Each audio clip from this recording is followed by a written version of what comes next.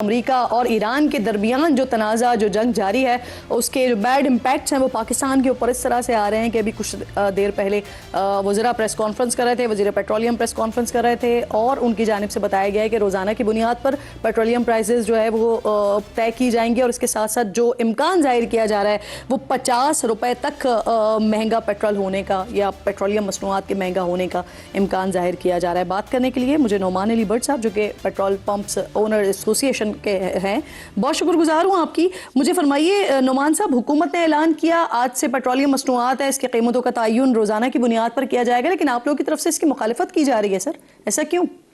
देखिए जी किरण नाज साहिबा, गवर्नमेंट ने ये जो आज डिसीजन किया है इसमें एक तो स्टेक होल्डर को कॉन्फिडेंस में नहीं लिया और दूसरा इन्होंने एक बेवकूफ़ाना फैसला किया जो कि मेरा नहीं ख्याल के एप्लीकेबल है और ये बहुत बड़ी ज्यादती है पाकिस्तान के 14 से 15 हज़ार रजिस्टर्ड पेट्रोल पंप मालिकान के साथ कि आप रोज़ क्या रेट बनता है, किस तरह से होता है, कोई प्रोसीजर, कोई रोड मैप हमें नहीं दिया। अगर ये फैसला वापस ना लिया गया तो हम आइंदा भरपूर इसका लाएअमल सर अभी इम्कान जाहिर किया जा रहा है पेट्रोल प्राइसेस में इजाफे का, लेकिन इससे पहले ही देख रहे हैं हम कि पेट्रोल पंप जो हैं वो बंद कर दिए गए हैं, पेट्रोल शॉर्ट कर दिया गया है। जैसी प्राइसेस बढ़ेंगी वैसे ही बहाली शुरू हो जाएगी।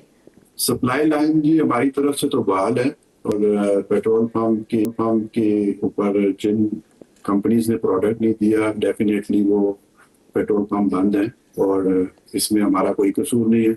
आपको भी पता है, मीडिया के तवज्जुह से सारी चीजें हाईलाइटेड है ऑलरेडी कि कंपनीज ने क्या किया है और क्या नहीं किया। पीडीसी के मद में जिन्होंने पैसे चोरी किए हैं और उन्होंने अभी उनके डेपो सील हैं तो वो हमें सप्लाई नहीं दे पा रहे। और दूसरा ये है कि हमारी तरफ से रेट बढ़े या कम हो, पेट्रोल पंप मालिकान जो है वो आपको सप्लाई दे रहे हैं और देते रहेंगे। सर वजीर पेट्रोलियम अभी कुछ देर पहले अपनी स्पीच में ये भी कह रहे थे कि जो कीमतों की डी रेगुलेशन है इस पर भी काम हो रहा है और इस पर 4 मीटिंग्स भी हो चुकी हैं, तो आपको ऑन बोर्ड लिया क्या इस सारे मामले पर? मुशावरत हुई है आपसे?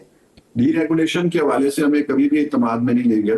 हम 14 से 15 हज़ार पेट्रोल पंप के मालिकान की प्रेजेंटेशन कर रहे हैं, तो आज तक इससे पहले ना हमारे साथ गवर्नमेंट ने कोई इस मौजू पे मीटिंग की है और ना ही कोई अगला रोड मैप बताया है कि ये किस तरह से वर्क करेगी, बल्कि हम इसको मुस्तरद करते हैं और नेक्स्ट वीक अगर ये ही मामलात इसी तरह रहे और नाफिज़ अमल हुई तो हम काम करना बंद करते हैं। सही, बहुत बहुत शुक्रिया आपका। नोमान अली भट्ट साहब प्रोग्राम में आप साथ मौजूद थे। एक छोटा सा ब्रेक लीजिए नाज़रीन, ब्रेक के बाद जब वापस आएंगे तो ईरान और अमेरिका का तनाज़ा, इसकी सूरत हाल क्या है, ये कहाँ तक आगे जा सकता है, इस पर बात करते हैं।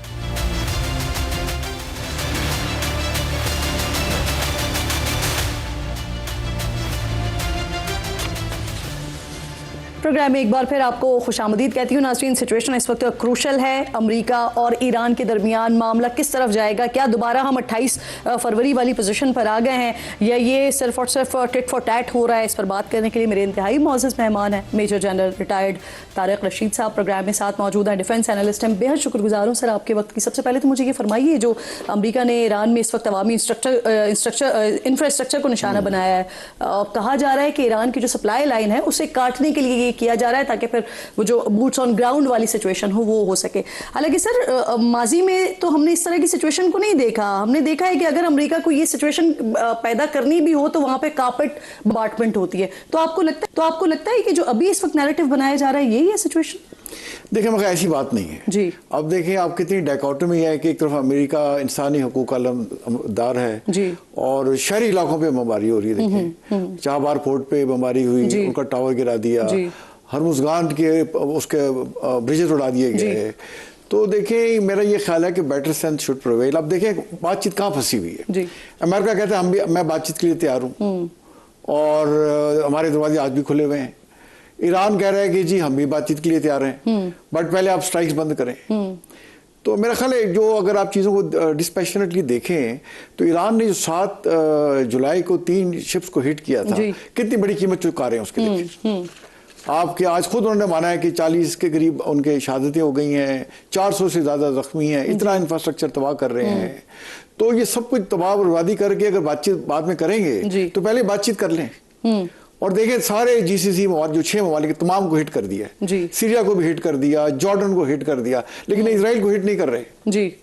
तो ये शो करता है कि क्यों नहीं हिट कर रहे। तो इनके अंदर भी मैं खैर स्पॉइलर बैठे हुए हैं या इस किस्म के लोग इनग्रस कर गए हैं कि जो ईरान के मफादात की बजाय किसी और के एजेंडे पे चल रहे हैं, ये इन्हें देखना चाहिए। अच्छा, ये जो आप बात कर रहे हैं कि गल्फ कंट्रीज को भी हिट कर दिया, उन्होंने तो सिर्फ कुवैत है जिसने इस बात की तस्दीक की है कि अवामी इंफ्रास्ट्रक्चर को नुकसान पहुंचा है, बाकी किसी ने नहीं की। लेकिन जो मीडिया आउटलेट्स हैं वो ये दावा कर रहे हैं मिलिट्री बेसिस पे तो हिट किया ना। जी एग्जैक्टली, मैं वही आपको बताने लगी हूँ कि IRGC इनकलाब की तरफ से ये दावा सामने आ रहा है कि खलीजी ममालिक में ट्रंप की जो प्रॉपर्टीज हैं उनको निशाना बनाने की धमकी दे रहा है IRGC। ये मीडिया आउटलेट्स क्लेम कर रहे हैं।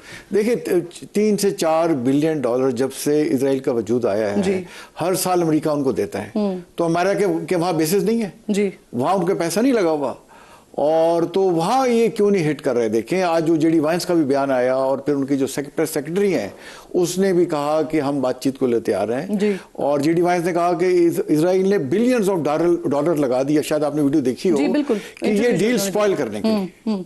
और फिर जो स्टोरी छपी है न्यूयॉर्क टाइम में, हैरिट्स में भी आई, द गार्डियन में आई, कि पिछले साल जून से पहले जब जंग हुई तो मई में उन्होंने वहाँ पे अहमद निजात साहब को बुला के बुदापेस्ट में कॉन्फ्रेंस में मोसाद के हेड उससे मिले हैं। अब उस पर ज़्यादा लोग बातचीत नहीं कर रहे। तो देखिए ओवरऑल जो बड़ी पावर्स होती हैं इस तरीके से मल्टीपल लेवल पे ऑपरेट करती हैं। ईरान को अपने मफाद को सामने रख के बात करनी होगी। अब वहाँ प्रॉब्लम यह है कि उनके जो सुप्रीम लीडर हैं मुज्तबा खamenei साहब, वो तो नजर नहीं आ रहे, और उसके बाद उनका ऑफिस आ जाता है, office of the supreme leader, फिर IRGC आ जाती है मोस्ट पावरफुल, जिसकी अपनी नेवी है, अपनी एयरफोर्स है, अपनी उसकी मिलिट्री है, अपनी उसकी इकोनॉमिक पावर है।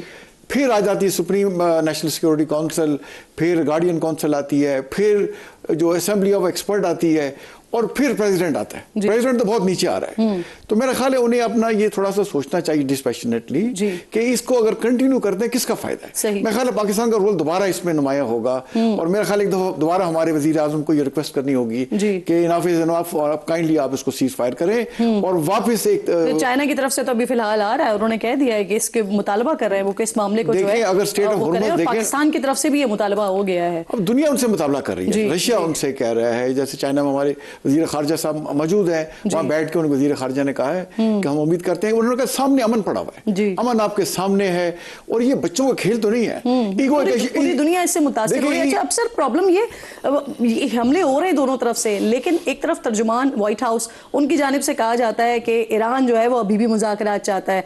अगर गालिबाफ साहब का जो बयान सामने आया है वो भी इसी तरह की बात कर रहे हैं, यानी उनकी बातों से भी मुज़ाकरात की तरफ इशारा नजर आ रहा है, लेकिन सर हमले भी दोनों तरफ से हो रहे हैं। तो ये कहा जा सकता है कि अगर मैं पर्टिकुलर ईरान की बात करती हूँ तो वहां पर जो इस वक्त क़यादत है या जो IRGC है उनकी आप कह सकते हैं कि मुज़ाकरात और ये जो जंग हो रही है इसको लेकर क्या क़यादत के दरमियान कोई इख्तलाफात वगैरह बढ़ गए हैं, जो एक डिसीजन नहीं हो पा रहा है कि करना क्या है। वो मैंने आपको सारा जो इनकी हायरार्की बताई, 6-7 उनके टियर्स हैं, डिसीजन मेकर्स जो है, यूनिटी ऑफ कमांड तो है नहीं। अब US में तो देखिए ना सेंट्रलाइज कमांड है, ट्रम्प साहब बोलते हैं, चाहे ट्विटर पे बोलें या वैसे बोलें। अब यहाँ कई लोग बोल रहे हैं, IRGC बोल रही है, प्रेसिडेंट बोल रहा है, वो बाकिर कालीबाब से स्पीकर हैं वो भी बोल रहे हैं, फिर उनके वो जो नुमाइंदे हैं मीडिया वाले और वो अपनी बात कर रहे हैं बैठ के।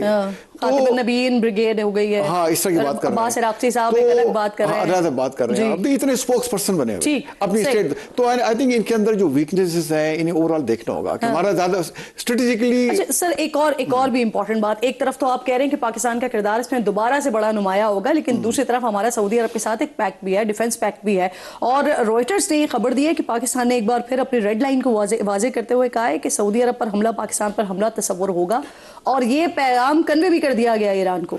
देखिए होगा क्या, बिल्कुल है, पाकिस्तान पे हमला है। हमने तो SMDA में लिखा हुआ है, स्ट्रेटेजिक म्यूचुअल डिफेंस एग्रीमेंट में, कि अगर सऊदी अरेबिया पे हमला होता है या पाकिस्तान पे होता है तो ऐसे ही समझा जाएगा कि किसी भी मुल्क पे हमला होगा।